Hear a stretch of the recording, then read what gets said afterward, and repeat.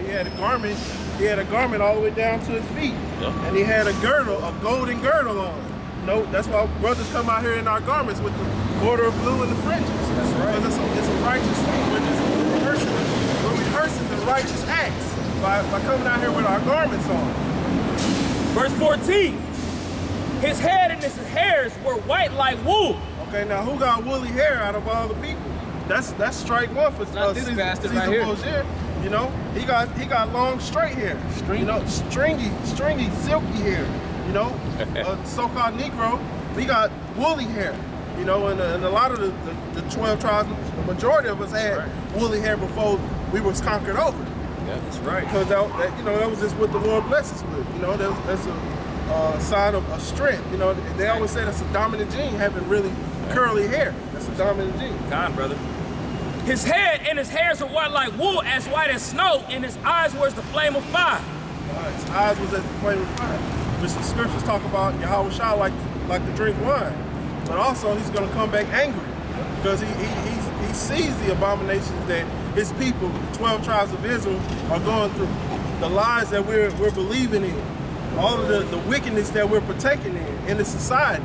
You got our women out here, well, that's another topic. It is what it is. Yeah, you got our women out here, you know, loving the white man, wearing blonde hair, walking around with their pants on. They ain't supposed to wear pants. Women are supposed to pray and talk about the scriptures with the head uncovered, you know. And you got women jumping off from man to man, and men jumping from man to man. You got all kind of wickedness going on out here. That's right. He's angry, so the Most High, Yahweh Shai is going to come back with red eyes, with anger. That's right. That's right. Verse 15. And his feet like unto fine brass, as if they burned in a furnace. And everybody knows that brass is a derivative of brown. Penny is one of the closest things you can grab, especially an older penny that's gonna resemble the color of brass. Yep. You know, and it said as if it burned in a furnace, so you know that's gonna be darker. You know, it's not a mystery that you know if you throw a brass in the fire, it's gonna turn red first. No, it said as if it burned. Past tense. It's already done burnt. Now you take it out of the fire and it's smoky. It's black. It's smutty. You know, the pen is going to turn darker. The brass is going to turn darker. That's right. That's a good point, brother. And his voice as the sound of many waters. God, so-called Negroes are known because Yahweh Shah came out of the tribe of Judah. So-called Negroes are known for having a loud voice. That's right. But society is telling our children to tone it down, speak with a soft voice. Take your paranoid out. Yeah. Bass out of your voice. But there's nothing wrong with having bass in your voice. That's right. That's a sign of natural. That's a natural thing. Natural, and it brings forth testosterone. Having speaking loudly and being seen and being heard. You know, which being a man. You're being a man, kind. You know. God. Verse 16. And he had in his right hand 7 stars. God, yeah. Go back to that. God. This is 1 Kings chapter 2, verse 2. Actually, I started verse 1. Now the days of David drew nigh that he should die. And he charged Solomon his son, saying, I go the way of all the earth. Be thou strong, therefore, and show thyself a man. Be thou strong, show thyself a man. The Lord, you know, I mean, the scriptures constantly showing you that men were real men back in the day. We wasn't soft and subtle and was all about emotion and feelings. You know, men really didn't even spend a lot of time with children. The women did that. Being around your children all day, around your baby all day, it weakens you up. Because you've been around a docile entity. That baby can't defend for itself, and all you're looking at is like, wow, this baby, I gotta protect. That's a motherly thing. A man is supposed to be out here, you know, working and be out here, you know, handling the Father's business. You know, preaching the gospel. Take a real man to come out here and preach the truth amongst devils. I got a little more to this out. It's verse 3. It says, well, I started in the middle of verse 2. Be thou strong, therefore, and show thyself a man, and keep the charge of the Lord thy God, thy power to walk in his ways, to keep his statutes and his commandments and his judgments and his testimonies. Can I say something about that? Read up just a little bit. 1 Kings chapter 2, verse 3. And keep the charge of the Lord thy power, to walk in his ways, Walk in his ways. Go ahead. to keep his statutes, and his commandments, and his judgments, and his testimonies, as it is written in the law of Moses, that thou mayest prosper in all the... It takes a man to come out here and to not just read the Bible, not just be a hearer of the word, but it takes a man to be a doer of the word, and not just a hearer only. It takes a man to be at his job and say to himself, you know what, I don't eat pork. I'm following the law, statutes, commandments, and I'm believing on Yahweh. Done deal. It takes a man, you come into work, you got like $5 to your name, and they having a lunch party. Pepperoni pizza all over the place. It takes a man to say, you know what, no, I'm not gonna eat that. I made a choice, and I'm rolling with that choice. It takes a man to live his life like that. That's how you have to be. It takes a man to go into a barbershop, get a haircut with no lineup. While everybody in the barbershop stands there and looks at you like, what are you doing? What, nigga, you gonna pay for that? And the barber like, hell yeah, you gonna pay for that. It takes a man, no, it's all good. It takes a man to live his life like that. It takes a man to come out here on these highways and byways and facing complete adversity. Fags throwing eggs at you, cops being called on you. For what? For no reason. What crime is being committed right now? So why are you throwing eggs at us? What crime is being done right now? Why are the cops sneaking around poking at us? It takes a man to stand in Satan's living room and tell him that Yahweh Shai is going to come back and beat your bitch ass. That's right. Done deal. You're not going to win this fight. It takes a man. And that's what these brothers, myself, and especially starting with the apostles in New York. Go ahead. That's it. I got it. This is Revelation chapter 21, verse 3. And I heard a great voice out of heaven saying, behold, the tabernacle of the Most High is with men, and he will dwell with them, and they shall be his people, and the Most High himself shall be with them and be their God. Because the Lord has set up an order. The Lord set it up, you know, of course, him being first, then Yahweh Shai, then the man, then the women and children, and then the other nations. But, I mean, you know, I'm talking about in the kingdom, but the Most High deals with an order. You know, it's men first. The tabernacle of the Most High is with men. You know, the Lord's dealing with men. We don't have women out here sitting around and hanging around with us. You know, with Bibles in their hands. You know, trying to look the part. That's right. That's it on that. Sit on that. All right.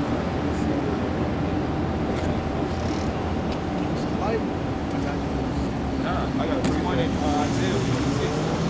Okay, he got a precept. Break it out. This is Isaiah chapter 50, verse 10. It says, who is among you that feareth Yahweh, that obeyeth the voice of his servant, that walketh in darkness, and that no light, and that hath no light, let him trust in the name of Yahweh, and saith upon his power, and stayeth upon his power. So that's going into how there's only certain men that's going to come out here, you know, and praise the name of Yahweh by Hashem Yahweh Shai, because it's not for everybody. It's not for everybody. It's not for everybody. That's right. A lot of women can't do this thing, Nope. man. They had a different mindset back then, but you think of the women now? That's right. Ain't shit. Bring that out, brother. Somebody get Isaiah 46, man. This is Proverbs chapter 11, verse 1. A false balance is abomination to the Most High, Yahweh. But a just weight is his delight.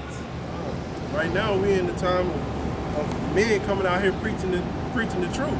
Because our women not gonna get it. That's right. They can't get past having multiple women. You know, what we look like having our women out here looking at each other, then looking at the brothers. Because women are wicked. That's all they're gonna do is look at the brothers. That's right. One brother might speak louder or better and clearer than another brother. They can say, "Ooh, that brother got something." You know, exactly. they smiling and giggling. You know, you never know. It's wicked. That's it's right. confusion. You know, and it throws off the balance of men up here. So this is a pure balance, having men up here with one mind and one consent. right. You know, bringing out the truth. Yeah, I was just gonna get that for y'all, just because I'm trying to fact check it. Read that for me. This is Isaiah chapter 46, verse 8. Remember this and show yourselves men. Break it down, bro. Let me start at the top. Start at the top. Isaiah 46 and 8. Remember this and show yourselves men. Bring it against a mind, O ye transgressors. It said, remember this and show yourselves men. That goes back to what the other scripture that we was talking about, coming out here, walking after the ways of Yahweh Shai. Following and keeping the commandments to the best of our ability. You know, remembering who we are. Exactly. And proclaiming this truth out on the highways and byways. Because that's what the Lord set up for the children of Israel. For the elect men of the children of Israel. Exactly. That's Because right. 2/3 of our people got to be put to death. That's right. Utterly wicked and utterly in derision and confused. They can't get the truth if it hit them. You know? That's right, and if I can say this too, the Most High, He's only dealing with men. The scriptures talk about that the tabernacle of the Most High is with men. So right now He's raising up His men because it takes a real man, to have fortitude and integrity to come out here in a world that's set against you, man, and preach the Most High's righteousness according to this Bible, man. Knowing all the hell and tribulation that's gonna come along with that process, man. It take a real man to come up and do this, man, in front of all these demons, man. That's right. That's why women ain't supposed to be amongst the congregation, because it breeds nothing but confusion. Women are supposed to be at home, That's right. you know? right. So the point like the brother's going into right now, that you're seeing the Most High raise up real men before your eyes, man. And He's setting up other elect men through the bait, because we're fishermen at the same time, and the bait that we casting out is the word, man. You know? And the Most High's elect, man, you sometimes when you fishing, you might pull in something that you have to throw back out. But the Lord is looking for the elect men. He ain't just looking for any type of men at the same time. That's right. Because like the brother made a beautiful point right now, we're in a time where Esau is basically allowing us to come out here and do this, man. right. Where he ain't really just coming in on us full force to where we're allowed to come out and preach the word. So we need to use that to the best of our ability in building up the spiritual tabernacle, man. So the Most High can rest. And so that our Savior can come back and deliver us ultimately, man. That's right. You got it out. This is Ezekiel chapter 3, verse 17. Son of man, I have made thee a watchman unto the house of Israel. Son of man, you made us a watchman unto the house of Israel, to our people. Whether they be, whether they look like the so-called Negro, Latino, Native American, because we got our people that look like Asian, look so-called white, look all of these different tribes, because the scriptures say that we were scattered amongst all the people in all the lands, the four corners of the earth. So of course we're going to be watchmen for the children of Israel, and all the people, whether they look like a heathen or not. If they're of our people, if they're of our spirit, we're gonna bring out the truth, regardless, and we're gonna set, like the other scripture says, set a mark on them and cause derision. Because there's other men that come out here to make fools of themselves in front of real men. Because real men not gonna be out here dancing and carrying on. Right. You know, we're gonna be out here pushing this truth, regardless of what other people think. We don't care that we look like fools. We don't care that the world say that homosexuals have rights. Right. We don't care. If we care, we'll be at home somewhere, holding our children. But we care about what's real and what the Lord says. We care about the scripture and the truth. We care about our big brother returning, because we need a savior. You know, we can't do it on our own. Man, I get a precept for you. I didn't mean to cut you off. Oh, come on. Joshua chapter 1, verse 9. Have I not commanded thee? Be strong and of a good courage. Be not afraid, neither be thou dismayed, for Yahweh thy power is with thee whithersoever thou goest. The Lord is with us. We're not worried about scoffers. We're not worried about the world coming against us, because we got our power to back us up. We're not worried about traffic. We're not worried about our bosses inquiring about things that we're into, because the Lord got us. The Lord can cause a man that's going to come against you to turn around. He can cause something to happen to that person. You know, people, people are so simple. You know, they worrying about surveillance. You need cameras and this and that. Man, what you need cameras for? If the Lord gonna send somebody to kill you, He gonna do it. I can't run from the judgment of the Lord, and none of us can. That's right. And real men are gonna tell the world that. They're gonna put the world on that, or not put them on the vibration, but we're gonna put the vibration out that the truth is here, that the Lord is in control of all things. It's no one but the Heavenly Father and the Son Yahweh Shai that's controlling everything. Yahweh Ba'ashem Yahweh Shai. That's right.